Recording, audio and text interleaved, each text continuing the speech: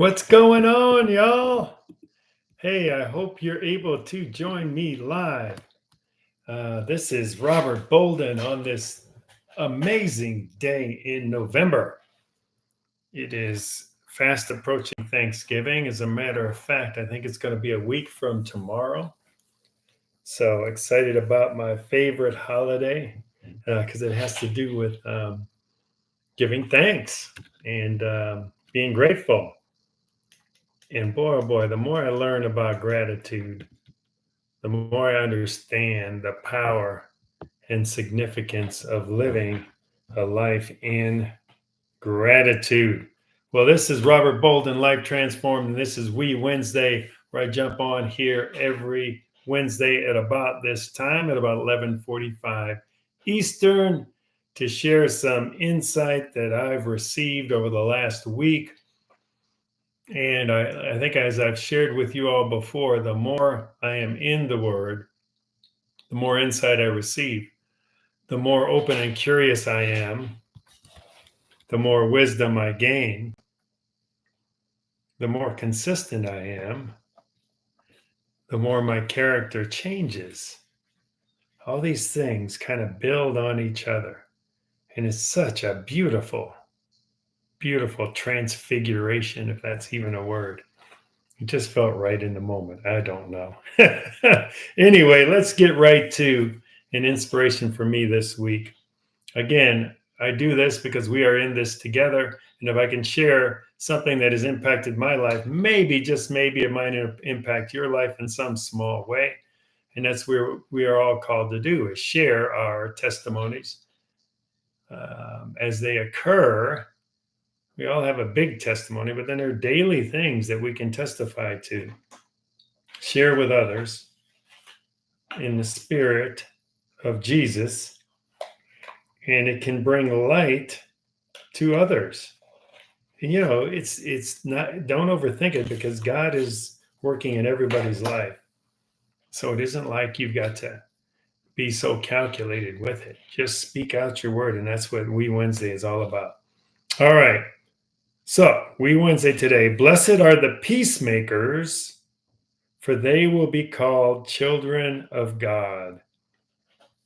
And what I got from that, my friend Tim Matasio taught a study in our community a while back on SCARF, which is, the thing that we're all impacted with in this world.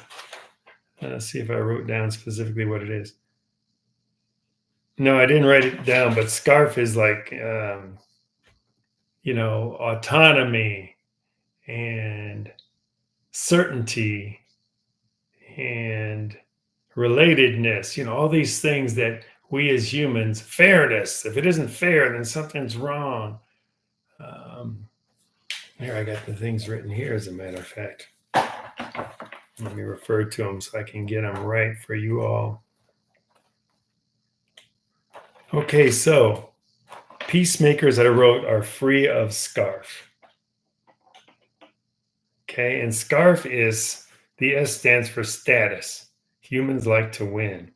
The C is certainty. That's knowing.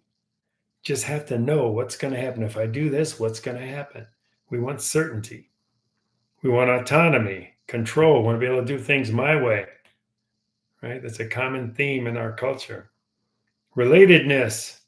Are you a friend or are you a foe? Do I like you or not? Are you on the in crowd or the out crowd? Relatedness. And then fairness. And that is all wrapped up in judgment. Well, that isn't fair.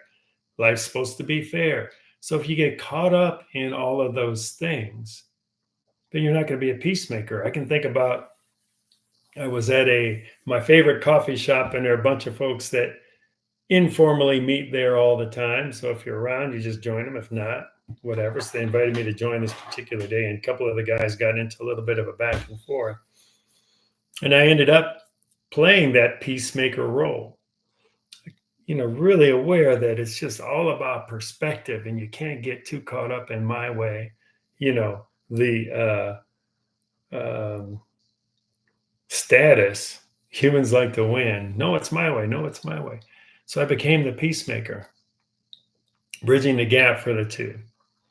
And the next day I ran into one of the guys. He goes, thank you for, I forget how he used the term, but he said, for letting me know that you were supporting me at the same time as you were making peace.